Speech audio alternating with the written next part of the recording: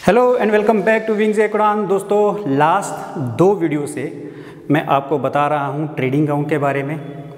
Trading account क्या है, profit loss account क्या है, दोनों का डिफरेंस, ग्रॉस प्रॉफिट और नेट प्रॉफिट का क्या डिफरेंस है, ये सारी चीज़ें मैं आपको लास्ट वीडियो में बता रहा हूँ। ग्रॉस प्रॉफिट कैसे निकालते हैं, कॉस्ट ऑफ गुड्स सोल्ड कैसे निकालते हैं। तो जिन लोगों ने अभी तक मेरे वो लास्ट के दो लेक्चर नहीं देखे ट्रेडिंग अकाउंट के ऊपर या फाइनल अकाउंट्स के ऊपर, उनसे मैं रिक्वेस्ट करूँगा कि पहले वो लेक्चर देखें, उसके बाद आज के लेक्चर को समझने की कोशिश करें।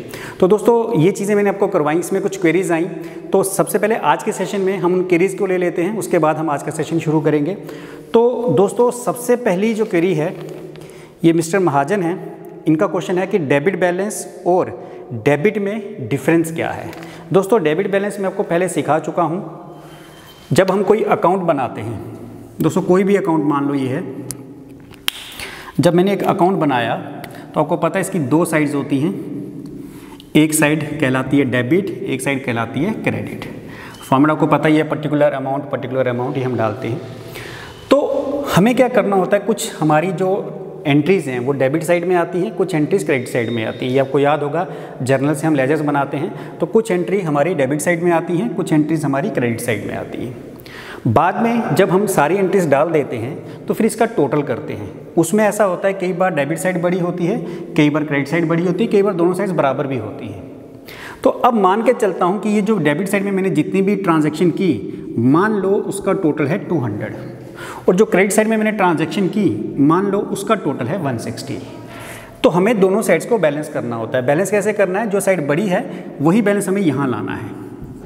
तो उसके लिए हमें जितना ये यहाँ पे ज़रूरत पड़ेगी, यानी डेबिट में से क्रेडिट डिफरेंस करके जो ज़रूरत पड़ेगी वो हम यहाँ लिखेंगे।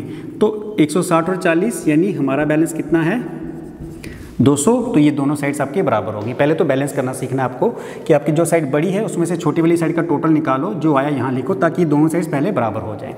दूसरी चीज़, अब क्वेश्चन ये था कि डेबिट बैलेंस किसे कहते हैं। दोस्तों, जब आपकी डेबिट वाली साइड बड़ी होती है क्रेडिट के मुकाबले, तो तब उसको डेबिट बैलेंस कहते हैं। फॉर एग्जाम्पल, यहाँ पे 200 था, ठीक है दोस्तों, ये बाद में आया, मैं छोड़ देता हूँ, इसको मिटा देता हूँ। तो यहाँ पे 160 है क्रेडिट साइड, 200 में से 160 निकाला तो हमारे पास कितना बचा था, 40। मैं इसको क्या लिखूंगा, बाय बैलेंस कैरी डाउन, कि 40 रुपये बैलेंस है। लेकिन ये किसका बैलेंस है, डेबिट का।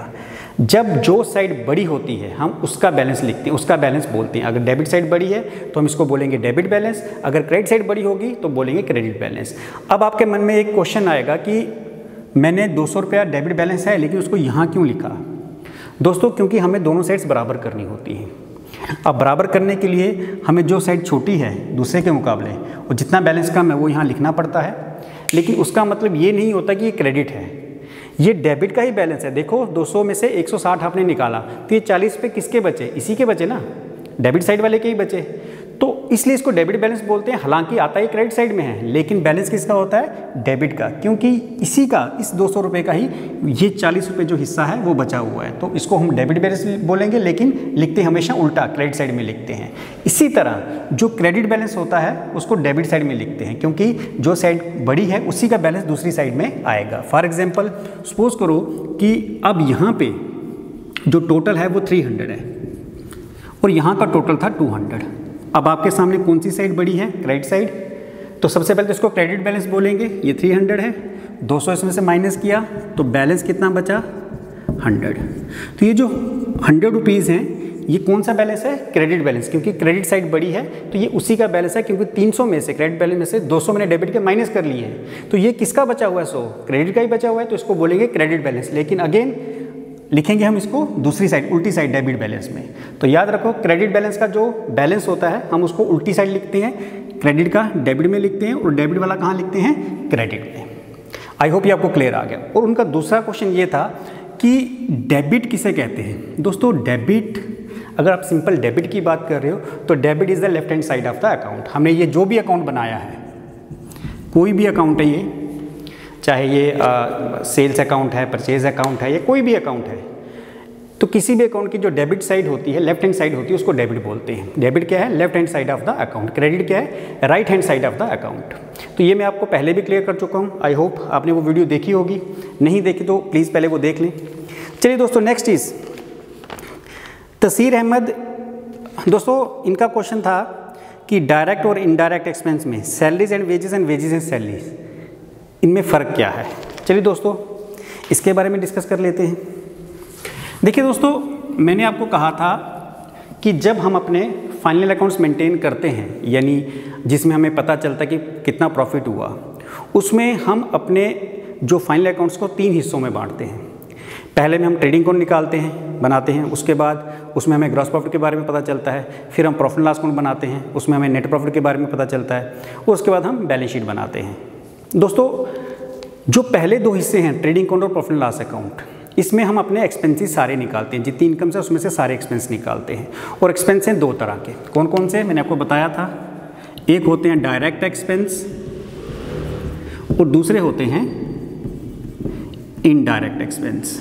जो हमारे डायरेक्ट एक्सपेंस हैं ये सारे के सारे ट्रेडिंग अकाउंट में आते हैं, और जो हमारे इनडायरेक्ट एक्सपेंस हैं ये प्रॉफिट एंड लॉस अकाउंट में आते हैं।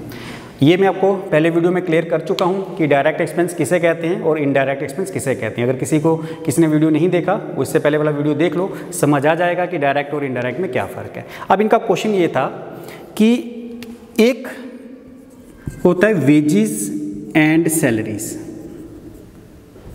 और दूसरी होती है सैलरी एंड वेजेस। इन दोनों में डिफरेंस क्या है दोस्तों?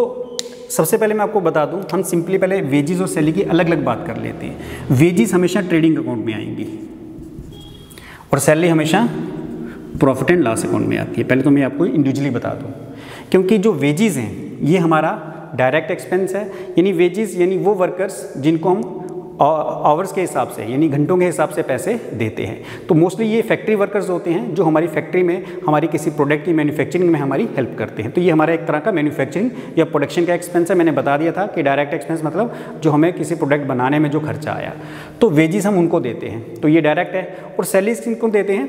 जिनको आवर के हिसाब से नहीं, मंथली या ईयरली या फिर वीकली हम पैसे देते हैं, जिनका अमाउंट फिक्स नहीं है। इनका अमाउंट जो है ये डिपेंड करता है, सॉरी इनका अमाउंट फिक्स्ड होता है, इनका अमाउंट फिक्स नहीं है वेजेस का। वेजेस आवर के हिसाब से 10 घंटे काम किया तो मल्टीप्लाई कर लेंगे 1 घंटे के कितने पैसे, 8 घंटे काम किया तो पर आवर कितने पैसे देने हैं, तो ये आवर के हिसाब से पेमेंट की जाती है। ये फिक्स्ड अमाउंट होता है जो कि वीकली, ईयरली या मंथली दिया जाता है।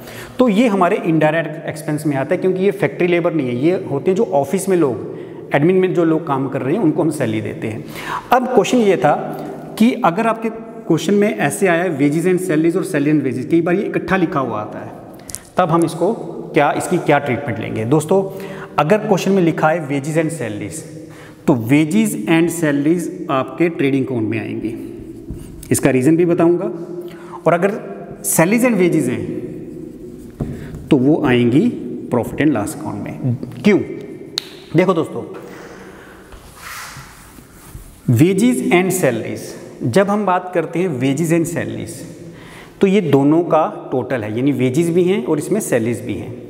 अब होता ये है कि जब हमारी, अब इनको हमने डेबिट साइड ट्रेडिंग अकाउंट में क्यों लिखा, जब वेजेस और सैलरीज में ज़्यादा पोर्शन वेजेस का होगा और सैलरीज का कम होगा, तब जिसका ज़्यादा पोर्शन है उसका नाम पहले यूज़ किया जाता है। जैसे वेजेस मान लो ये टोटल अमाउंट 1000 है, ठीक है, इस 1000 में 900 वेजेस हैं और 100 रुपये सैलरी है।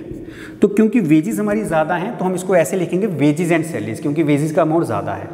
तो जब हम वर्ड वेजेस पहले ले रहे हैं, इट मीन्स टोटल अमाउंट जो भी वेजेस एंड सैलरीज का टोटल जो 1000 है, इसमें मैक्सिमम वेजेस हैं, तो हम इसको ट्रेडिंग अकाउंट में लिखेंगे। लेकिन अगर वही आ जाए salaries and wages, it means इसमें उलट है, सैलरी ज़्यादा है और वेजेस कम है। मान लो इसमें 900 सैलरीज और 100 वेजेस हैं, इट मीन्स मेजॉरिटी पोर्शन किसका है? सैलरी का, जो कि एक इनडायरेक्ट एक्सपेंस है, इसलिए हम उसको प्रॉफिट एंड लॉस अकाउंट में शो करते हैं। तो ये दोनों में डिफरेंस है। ये इस पे आपका एमसीक्यूज भी आ सकता है कि वेजेस एंड सैलरीज हम कहाँ पे शो करेंगे, तो उसमें ऑप्शन दे देंगे आपको, trading account, profit loss account, balance sheet या नन ऑफ दीज। तो जब वेजेस एंड सैलरीज हैं तो आपने लिख देना है कि ट्रेडिंग अकाउंट, और जब सैलरीज एंड वेजेस हैं तब आपने टिक कर देना है profit and loss account. I hope आपको ये क्लियर हो गया। चलिए दोस्तों नेक्स्ट क्वेरीज पढ़ लेते हैं। फातिमा जान, इनका क्वेश्चन है व्हाट इज़ ऑपरेटिंग प्रॉफिट। दोस्तों ये ऑपरेटिंग प्रॉफिट जो है, जैसे मैंने आपको कहा था कि प्रॉफिट एंड लॉस अकाउंट जब हम बनाते हैं तो उसमें हम नेट प्रॉफिट निकालते हैं, but before net profit there is operating profit too, उससे पहले हम ऑपरेटिंग प्रॉफिट निकालते हैं। जब मैं प्रॉफिट एंड लॉस अकाउंट का चैप्टर शुरू करूंगा उसमें मैं डिटेल में जाऊंगा। इन शॉर्ट में बता देता हूं कि ऑपरेटिंग प्रॉफिट क्या होता है। हम अपने बिजनेस ऑपरेशन से, यानी जो हम कोर बिजनेस कर रहे हैं वहाँ से जो प्रॉफिट निकालते हैं वो ऑपरेटिंग प्रॉफिट है। फॉर एग्जाम्पल, आपने ग्रॉस प्रॉफिट जो आपका आया ट्रेडिंग अकाउंट में, उसमें से जब आप ऑपरेटिंग एक्सपेंस में याद रखना, ऑपरेटिंग एक्सपेंस में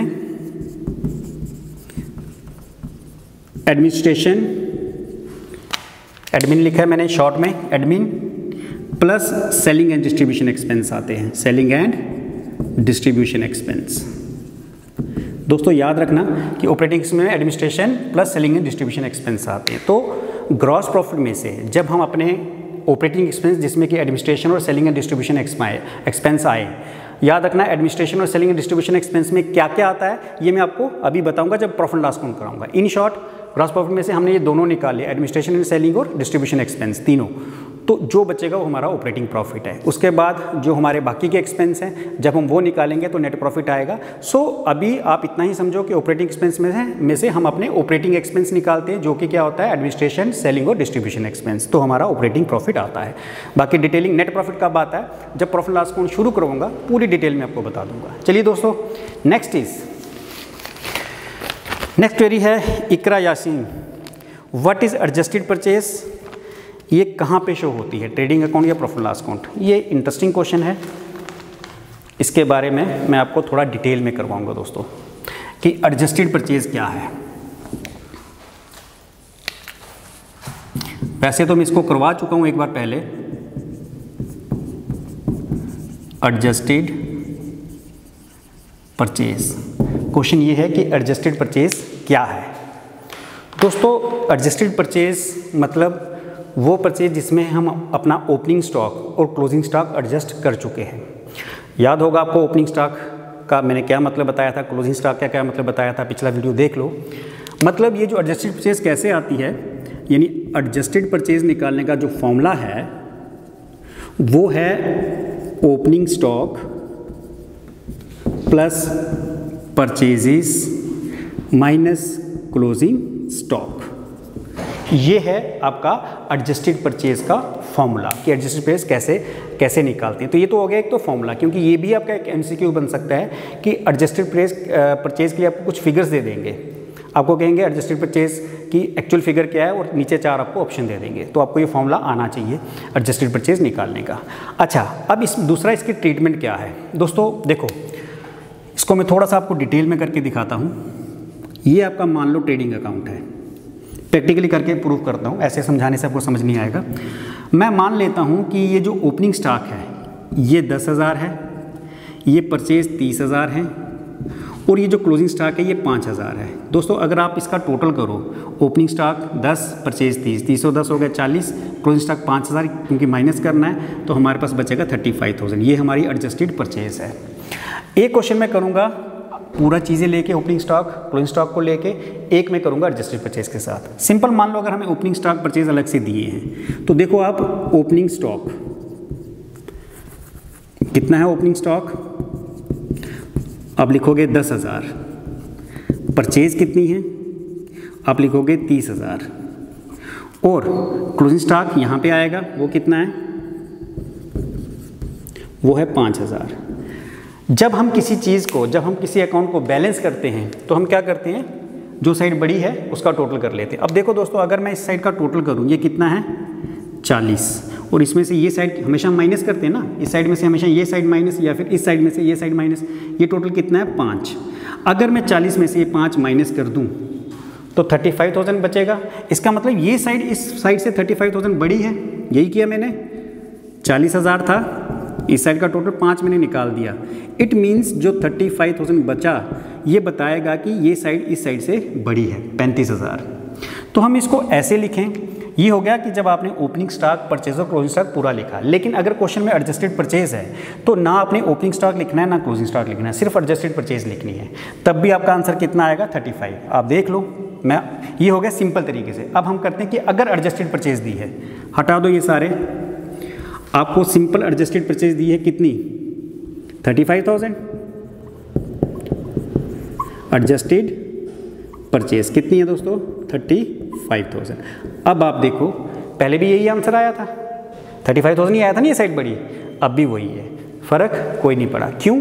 क्योंकि हम इस एडजस्टेड परचेज में ओपनिंग स्टॉक ऐड कर चुके हैं, क्लोजिंग स्टॉक पहले से ही माइनस कर चुके हैं, तो अब आपको दोबारा करने की ज़रूरत नहीं है। तो जब भी ट्रेडिंग अकाउंट आपको बनाना हो और आपको एडजस्टेड परचेज आ जाए, तो ना आपने ट्रेडिंग अकाउंट में ओपनिंग स्टॉक लेना है ना क्लोजिंग स्टॉक लेना है। क्यों? क्योंकि ऑलरेडी ओपनिंग स्टॉक इसमें परचेज, ओपनिंग स्टॉक और परचेज में एडजस्ट कर चुके हैं और क्लोजिंग स्टॉक हम इसमें से माइनस कर चुके हैं, क्योंकि क्लोजिंग स्टॉक क्रेडिट साइड में आता है तो अल्टीमेटली माइनस ही होता है। एक डेबिट है, एक क्रेडिट है, और अल्टीमेटली हम माइनस ही करते हैं उसको, तो हम माइनस कर चुके हैं। इट मीन्स आपने ओपनिंग क्लोजिंग स्टॉक एडजस्ट कर दिया हुआ है, तो आपको दोबारा लिखने की ज़रूरत नहीं है। ये मैंने प्रूव करके दिखा दिया कि बिना एडजस्टेड परचेज के भी हम ये साइड 35,000 बड़ी आएगी, और अगर हम एडजस्टेड परचेज करके करेंगे तब भी ये, क्योंकि तब हमें क्लोजिंग स्टॉक यहाँ नहीं लेना है। ये है इसका डिफरेंस। चलिए दोस्तों, और ये आपके ट्रेडिंग अकाउंट में आएगी।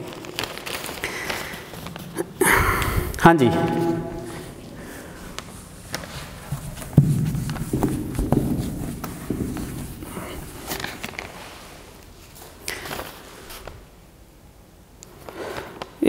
एक लेट्स लर्न है कोई, उनका क्वेश्चन है why subtract closing stock in calculating cost of goods sold. उनका क्वेश्चन है कि कॉस्ट ऑफ गुड्स सोल्ड जब हम कैलकुलेट करते हैं तो उसमें क्लोजिंग स्टॉक को क्यों हम डिडक्ट करते हैं, माइनस क्यों करते हैं। तो चलिए दोस्तों, उस पर भी थोड़ा काम कर लेते हैं, क्योंकि उस पर बहुत सारे आपके जो MCQs हैं वो बनने वाले हैं।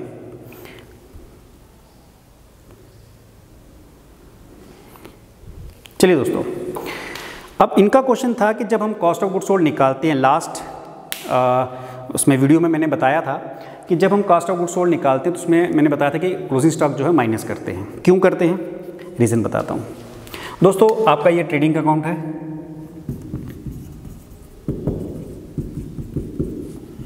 ठीक है, यहाँ पे आपका ओपनिंग स्टॉक आता है। मान लो आपका 50,000 का ओपनिंग स्टॉक था, फिर आपकी परचेजेस, और अगर उसमें से रिटर्न है तो माइनस कर देनी है। सपोज करो 1 लाख की परचेजेस हैं, और जितने भी डायरेक्ट एक्सपेंस हैं, वेजेस हैं या कैरेज इनवर्ड है, मैं ऐसे टोटल लिख रहा हूँ कि मान लो वो 30,000 है, और यहाँ पे आपकी जो भी सेल्स हैं और साथ में क्लोजिंग स्टॉक है, सपोज करो 20,000 का क्लोजिंग स्टॉक है, ठीक है, और सेल मान लेता हूँ मैं कि 2 लाख रुपए की आपकी सेल है।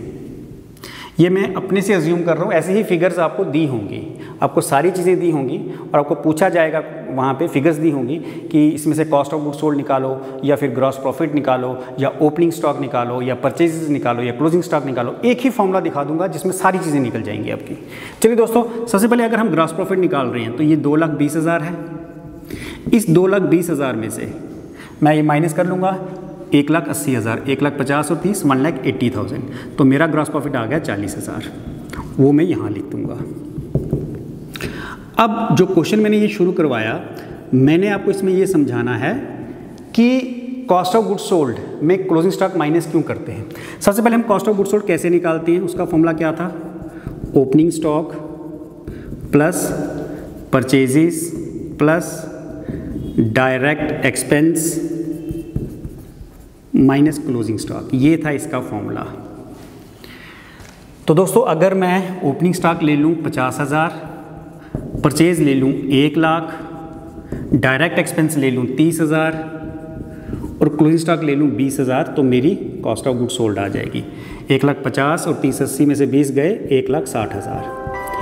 अब ये था, अब हमें क्वेश्चन ये था कि हमारी जो कॉस्ट ऑफ गुड्स सोल्ड है उसमें हमने क्लोजिंग स्टॉक क्यों माइनस किया, हमने उसमें से क्लोजिंग स्टॉक क्यों माइनस किया। दोस्तों जस्ट अ मिनट दोस्तों,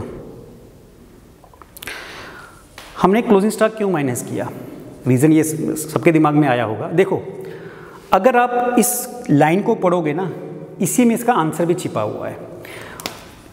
C for cost, O for of, C for good, for sold.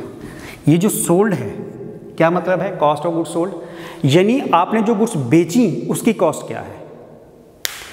तो अगर मैं कहता हूं कि मेरे पास 50,000 का स्टॉक पहले से पड़ा था, लाख रुपए का स्टॉक मैंने परचेज कर लिया, मेरी डायरेक्ट कॉस्ट आ गई 30,000, तो कुल मिला के मेरे पास हो गया 1,80,000। ये मेरा टोटल स्टॉक था, लेकिन 20,000 का स्टॉक मेरे पास अभी भी पड़ा हुआ है। इसका मतलब क्या हुआ कि मैंने बेचा कितने का, उस टोटल 1,80,000 के स्टॉक में से अगर 20,000 का स्टॉक अभी भी मेरे पास है, इट मीन्स मैंने 1,60,000 का बेचा। तो क्या थी पूरी line, cost of goods sold, यानी जो आपने गुड्स बेची उसकी कॉस्ट क्या है, तो उसकी कॉस्ट 1,60,000 है। हम क्यों 20,000 इसमें से क्लोजिंग स्टॉक माइनस कर रहे हैं, क्योंकि ये अभी बेचा ही नहीं, ये तो हमारे पास पड़ा हुआ है, तो इसलिए इसको हम माइनस करते हैं। तो आई होप आपका ये क्लियर हो गया कि हमने जो कॉस्ट ऑफ गुड्स सोल्ड हमारी क्या है, 1,60,000, जो हमने गुड्स बेची हैं। 20,000 का स्टॉक अभी भी हमारे पास पड़ा है, और बेची कितने में है, हमने बेची 2 लाख में। तो दोस्तों ये आई होप ये आपको समझ आ गया। अब आपकी कॉस्ट ऑफ गुड्स सोल्ड निकल गई, ठीक है दोस्तों। कॉस्ट ऑफ गुड्स सोल्ड ध्यान रखना कितनी की, 1,60,000 की।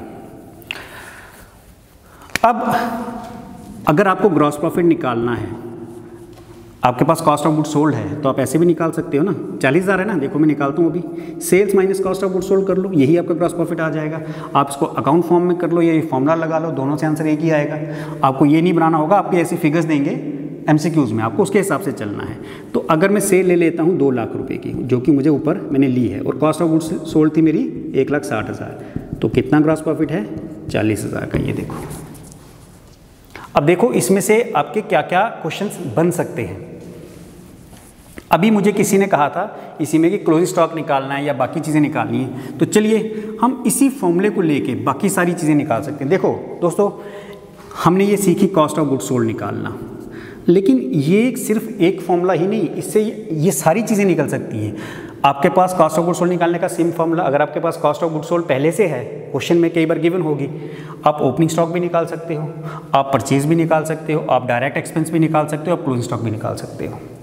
अब देखो, मान लो आपको cost of goods sold question में दे रखी है, कितनी थी कॉस्ट ऑफ गुड्स सोल्ड, 1,60,000। आपका क्वेश्चन इस तरह से आ सकता है, कैलकुलेट, थोड़ा नीचे लिख देता हूं, calculate opening stock when cost of goods sold कितनी थी, ये हमें वैल्यू दे देंगे, 1,60,000 है। परचेजेस हमारे पास हैं 1,00,000 रुपए की,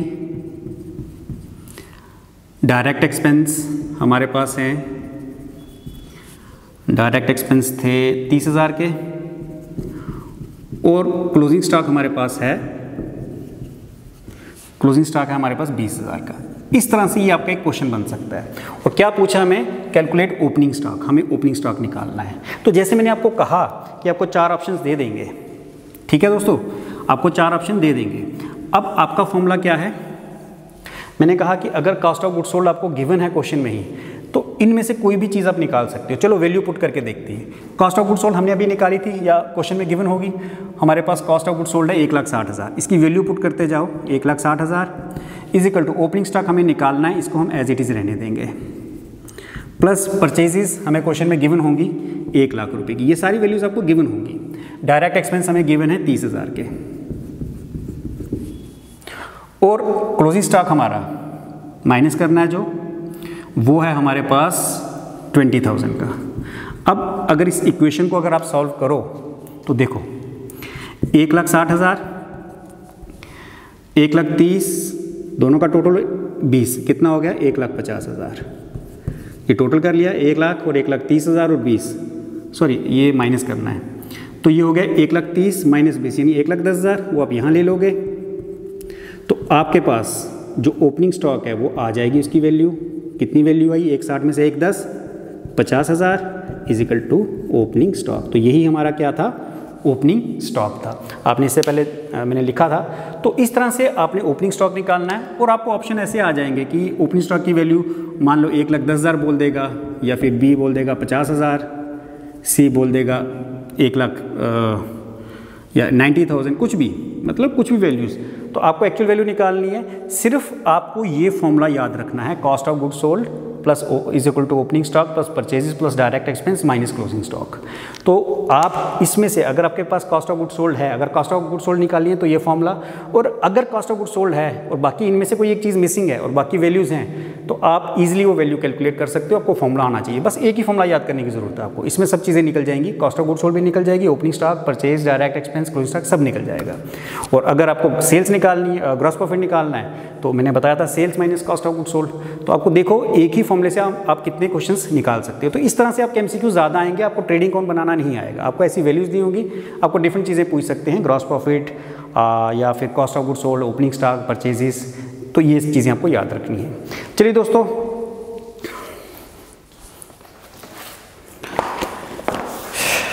एक क्वेश्चन ले लेते हैं आज।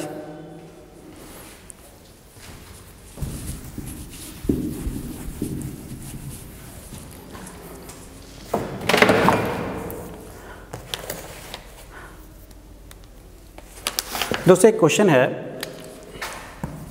हमारे पास एडजस्टेड परचेजेस दी हैं,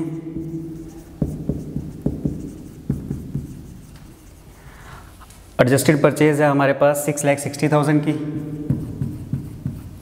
उसके बाद हमें सेल्स दी हैं 7,44,000 की। उसके बाद क्लोजिंग स्टॉक दिया है,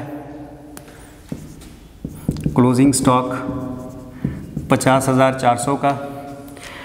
उसके बाद हमें दिया है freight and carriage inward, simple carriage inward लिख देते हैं, कैरेज इनवर्ड, ये हमें दिया है 3600 का।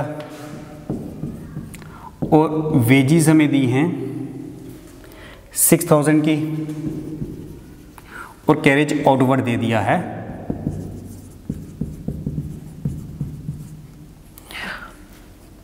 2,000 का।